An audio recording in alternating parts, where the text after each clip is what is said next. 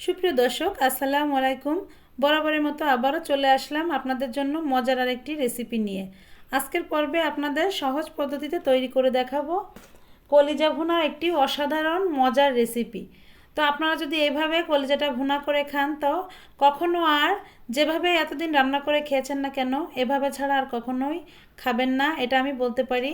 কারণ আজকের যেভাবে আমি রান্নাটা করব খুবই সহজ, যে রান্না নাও করতে পারেন তার কাছেও কিন্তু খুবই সহজ লাগবে। তো রেসিপিটি যদি ভালো লেগে থাকে, একটি লাইক, কমেন্ট, শেয়ার করে পাশে থাকবেন, চ্যানেলটিকে সাবস্ক্রাইব করবেন। তো বন্ধুরা, আমি কিন্তু এখানে কড়াইতে কিন্তু তেল দিয়ে নিয়েছি, আর তেলের পরিমাণটা কিন্তু কলিজা রান্না করতে গেলে একটু বেশিই দিতে হয়। তো বন্ধুরা দেখুন, এখানে আমি দুই তিনটা তেজপাতা নিয়েছি, 2-3টা দারচিনি, 4-5টা এলাচ আর 6-7টার মতো লং দিয়েছি। তো দিয়ে কিন্তু এখন আমি এটা তেলের উপরে ছেড়ে দিয়েছি। তো তেলের পরে এভাবে একটু ভেজে নিলেই কিন্তু হয়ে যাবে। আর এটা তেলের পরে ছেড়ে দিয়েই মানে কয়েকটা সেকেন্ড পরেই কিন্তু আমি এখানে কিছু পেঁয়াজ কুচি দিয়ে দিব। তো আমি এখানে আজকে 1 কেজি কলিজা রান্না করব, তো সেইভাবে কিন্তু আমি পেঁয়াজটা এখানে কেটে নিয়েছি। তো আমি এখানে 1 কাপেরও বেশি একটু পেঁয়াজ কেটে নিয়েছি। তো কলিজা রান্না করতে গেলে কিন্তু একটু মশলার পরিমাণটা একটু বেশি হলেই ভালো হয়, যেহেতু কলিজা, আর কলিজাতে কিন্তু একটু আলাদা একটা স্মেল থাকে, যার জন্য মশলাটা কিন্তু একটু বেশি দিয়েই কিন্তু কলিজাটা রান্না করতে হয়। তো দেখুন, পেঁয়াজটা কিন্তু আমি এখানে যে কালার করে নিতে হবে এমন না, আমি একটু কাঁচা কাঁচা ভাবটা চলে গেলে কিন্তু আমি সেই অবস্থায় কিন্তু এখানে আদা রসুন দিয়ে দিয়েছি। তো আমি এখানে 3 টেবিল চামচেরও বেশি রসুন বাটা দিয়েছি, আর উঁচু উঁচু করে 1 টেবিল চামচ আদা বাটা দিয়েছি। তো এই আদা রসুন বাটাটা দিয়ে কিন্তু এখন কিছু সময় একটু কষিয়ে নেব, এভাবে নেড়ে চেড়ে একটু কাঁচা গন্ধটা চলে যাওয়া পর্যন্ত একটু কষিয়ে নেব। তো কষিয়ে নিয়েছি, এখন কিন্তু আমি এখানে বাকি মশলাটা অ্যাড করব।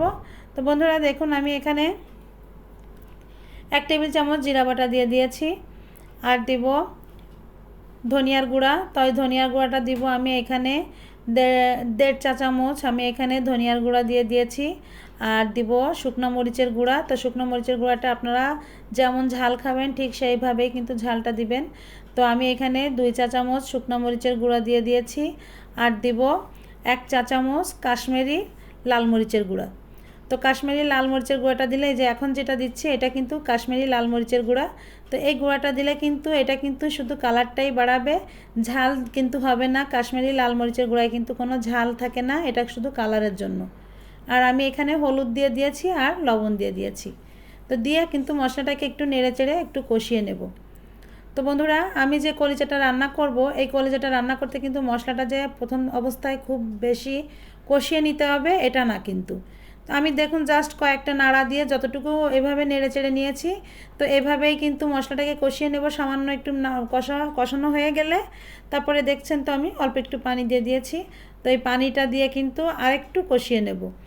যখন বুঝবেন যে মশলার একটা কাঁচা কাঁচা ভাব থাকে বা কাঁচা কাঁচা একটা গন্ধ থাকে, যারা রান্না করেন প্রতিনিয়ত তারা কিন্তু বুঝতে পারেন যে কখন মশলাটা কিভাবে কষানো হয়ে যায়।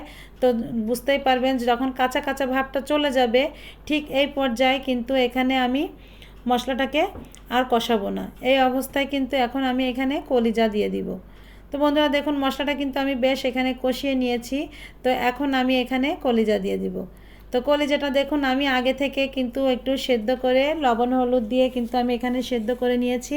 সেদ্ধ করে নিয়ে তারপরে ভালো করে এটা পানি দিয়ে, নর্মাল পানি দিয়ে পরিষ্কার করে ধুয়ে কিন্তু আমি এখানে রেখে দিয়েছি। তো কলিজাটা কিভাবে পরিষ্কার করতে হয় এটা আমার চ্যানেলে অলরেডি দেওয়া আছে, আপনারা চাইলে আমার চ্যানেল থেকে এটা দেখে নিতে পারবেন।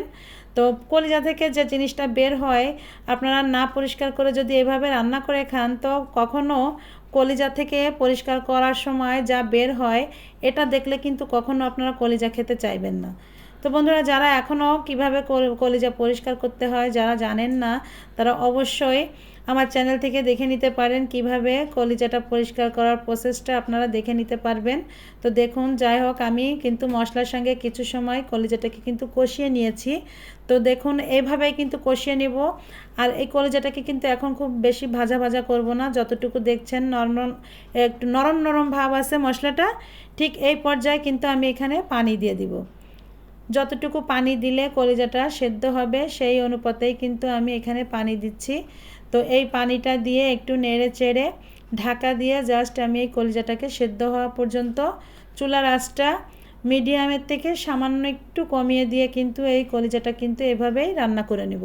তো কলিজাটা কিন্তু আস্তে আস্তে সেদ্ধ হয়ে যাবে। কলিজাটা কিন্তু মাংসের মতোই রান্না করতে হয়, যে নরম নরম থাকে কলিজা, ঠিক আছে, কিন্তু এতটাই নরম থাকে না যে এটা অল্প জালে সেদ্ধ হয়ে যায়। কলিজাটাও কিন্তু সেদ্ধ হতে বা রান্না করতে কিন্তু আপনার 30 থেকে 40 মিনিট সময় লাগে। তো দেখুন আমি এখন এটা ঢেকে দিয়ে একটু বলক ওঠা পর্যন্ত অপেক্ষা করব, এবং দেখুন ঝোলটা কিন্তু অনেকটাই টেনে গিয়েছে। তো ঝোল যখন এই অবস্থায় আসছে, এখন কিন্তু আমি এখানে কিছু আলু দিয়ে দিব। তো যদি চান যে আপনারা আলু খেতে পছন্দ করেন কলিজায়, তাহলে এই অবস্থায় যখন ঝোল থাকবে তখন আলু দিয়ে দিবেন। আর যখন দেখবেন যে আলু খাবেন না, তাহলে কিন্তু এই ঝোলটা এইভাবে কষিয়ে কিন্তু কমিয়ে নিতে হবে। তো আমি দুইভাবে আপনাদের বুঝিয়ে দিলাম। তো আমি এখানে দেখুন আলু খেতে পছন্দ করি, কলিজার সঙ্গে একটু আলু হলে ভালো হয়। তো এখানে কিছু আলু কেটে দিয়েছি, আর এই আলুটা দিয়ে কিন্তু এখন এই যতটুকু ঝোল আছে আমি এই মশলাটার সঙ্গে ঝোলের সঙ্গে কষাতে থাকবো। কষাতে কষাতে কিন্তু এক পর্যায়ে আলুটা খুব ভালো করে সেদ্ধ হয়ে যাবে। কলিজাটা কিন্তু অলরেডি ভালোভাবেই সেদ্ধ হয়ে গিয়েছে। তো দেখুন কষাতে কষাতে এভাবেই কিন্তু মশলাটা গায়ে মাখা মাখা হয়ে যাবে। আর যখন দেখবেন তেলটা এভাবে ফুটে উঠেছে আর মশলাটা দেখবেন যখন আলু কলিজার গায়ে গায়ে মিশে গিয়েছে বা দলা দলা পেকে আসছে, মশলাটা কষানো যখন এই পর্যায়ে হবে তখন ভাববেন যে এটা কিন্তু কষানো হয়ে গিয়েছে। তারপরে কিন্তু আমি এখানে ঝোলের পানি দিয়ে দিব। তো ঝোল হিসাবে কিন্তু আমি এখানে অল্প পানি দেব যতটুকু লাগবে, কারণ আলুটাও আমার সেদ্ধ হয়ে গিয়েছে আর কলিজাটাও কিন্তু সেদ্ধ হয়ে গিয়েছে। এখন যতটুকু দিলে ঝোলটা খুব সুন্দরভাবে হয়, ঠিক সেভাবে আমি কিন্তু এখানে ভুনা ভুনা টাইপের করব। একদম ঝোলও রাখবো না, আবার একদম খুব যে শুকিয়ে ফেলবো তাও না। তো এই অবস্থায় এখন আমি ঝোলটা দিয়ে ঢাকা দিয়ে রাখবো। দেখুন ঢাকা দিয়ে এখন বলক ওঠা পর্যন্ত অপেক্ষা করব। তো বন্ধুরা এখানে দেখুন বলক উঠে গিয়েছে, আর কিন্তু অনেক সময় এখানে জাল করে নিয়েছি আমি। তো এখন কিন্তু এখানে 1 চা চামচ গরম মশলা বাটা দিয়ে দিব। তো গরম মশলাটা কিন্তু এখানে দারচিনি আর এলাচ বাটা দিয়েছি। তো এই গরম মশলা বাটাটা অবশ্যই আপনারা দিবেন, যেহেতু কলিজার কিন্তু একটা আলাদা স্মেল থাকে। আর এইসব জিনিসগুলো কিন্তু যত কড়া করে রান্না করবেন খেতে কিন্তু ভালো লাগবে। আর কলিজাটা কিন্তু আসলেই খেতে দারুণ লাগে, যদি ঠিকঠাক মতো রান্না করা যায় তাহলে কিন্তু আপনি মাংসের তুলনায় আপনি কলিজাটা দিয়ে কিন্তু ভাত বেশি খেতে পারবেন। তো দেখুন এখানে আমি কিন্তু ঝোলটা কমিয়ে নিয়েছি আর তেলটা উঠে গিয়েছে। তো এই সবশেষে আমি নামানোর কিছু সময় আগে এখানে দেখুন একটু ভাজা জিরা গরম মশলা একসঙ্গে বেটে নেওয়া এটা, তো এই মশলাটা আমি দিয়ে দিচ্ছি। তো আপনারা চাইলে এটা স্কিপ করতে পারেন। তো এটা দিলে কিন্তু কলিজাটা খেতে আরও একটু বেশি ভালো লাগবে। আর কলিজার যে একটা ঘ্রাণ রান্না করলে, তো এইটা কিন্তু আর একটু বেশি ভালো লাগবে। তো যার জন্য কিন্তু এই গুঁড়ো মশলাটা আমি এখানে দিয়েছি। তো দেখুন আমার রান্নাটা হয়ে গিয়েছে, আমি নামিয়েও নিয়েছি। তো কত সুন্দর কালারটা আসছে, তাই না? তো কলিজা ভুনাটা কিন্তু এরকমই হবে। আর কলিজা যারা পছন্দ করেন তারা একবার হলেও এভাবে রান্না করে খেয়ে দেখবেন, ভুনাটা করে খেয়ে দেখবেন। কলিজা ভুনাটা আসলে কতটাই মজা, আর দেখলে তো কত সুন্দর লাগছে। যে জিনিস দেখতে ভালো লাগে সে জিনিস কিন্তু খেতেও ভালো লাগে। তো বন্ধুরা কথা বাড়াবো না, সবশেষে আমি এখানে একটু ভাজা জিরের গুঁড়োটা দিয়ে দিব। তো দেখুন আমি যে মশলাগুলো দিয়েছিলাম, তো মশলাগুলোকে কিন্তু আমি উঠিয়ে ফেলেছি। তো এইভাবে কিন্তু রান্নার শেষে তেজপাতা বলুন বা দালচিনি বলুন, এখানে এগুলো তুলে ফেলবেন। তুলে ফেললে দেখতে কিন্তু ভালো লাগবে, আর খাওয়ার সময় যখন এগুলো গালের নিচে পড়ে তখন কিন্তু খুব বেশিটা ভালো লাগে না, এগুলো বিরক্ত লাগে। তো এগুলো উঠিয়ে ফেলার চেষ্টা করবেন রান্নার পরে। তো দেখুন আমি কিন্তু রান্না অবস্থায় কিন্তু তেজপাতাটা উঠিয়ে ফেলে দিয়েছিলাম, সেটা স্কিপ হয়ে গিয়েছে দেখানো। তো আমি এভাবে কিন্তু বাকি মশলাগুলো সব উঠিয়ে ফেলে দিয়েছি। আর সবশেষে দেখুন এখানে ভাজা জিরের গুঁড়োটা দিয়ে নিচ্ছি। তো ভাজা জিরের গুঁড়োটাও আপনারা চাইলে স্কিপ করতে পারেন, যাদের ভালো লাগে তারা অবশ্যই দিবেন। আর এই ভাজা জিরের গুঁড়োটা দিলে কিন্তু স্বাদ দ্বিগুণ বেড়ে যাবে। তো এমন রেসিপি পেতে নিয়মিত আমার চ্যানেলটিকে লাইক, সাবস্ক্রাইব, শেয়ার করে পাশে থাকবেন। আর বন্ধুরা আমার ভিডিও দেখে এতক্ষণও যারা আমার চ্যানেলটিকে সাবস্ক্রাইব করেননি তারা অবশ্যই চ্যানেলটিকে সাবস্ক্রাইব করবেন এবং পাশে থাকা বেল আইকনটি ক্লিক করবেন। আজ এই পর্যন্ত, আবারও দেখা হবে নতুন একটি রেসিপি নিয়ে। আল্লাহ হাফেজ।